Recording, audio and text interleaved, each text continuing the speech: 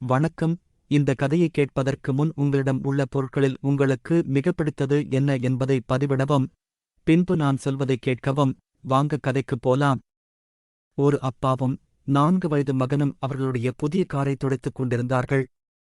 அப்பொழுது சிறுவன் ஒரு சிறிய கல்லை எடுத்து காரின் கதவு பக்கத்தில் சுரண்டிக் கொண்டிருந்தான். சத்தத்தைக் கேட்ட அப்பாவுக்கு கோபம் தலைகேறியது. கோபத்தில் அருகில் இருந்த ஸ்வேனரை எடுத்து கைவிரல்களின் மீது பலமாக அடித்ததில் விரல் எலும்புகள் முறிந்துவிட்டன. வலியில் துடித்த மகனை கோபத்துடன் மருத்துவமனைக்கு தூக்கிச் சென்றார். விரல்களின் எலும்புகள் முறிந்துவிட்டதால் அனைத்தையும் சரிசெய்வது கடினம் என மருத்துவர்கள் கைவிரித்தனர்.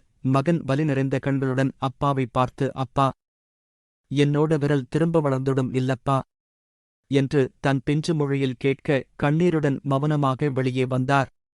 வெளியில் நின்றிருந்த காரை பலமுறை எட்டி எட்டி உதைத்தார். அப்பொழுது மகன் கிறுக்கிய கீறல்களை கவனித்தார்.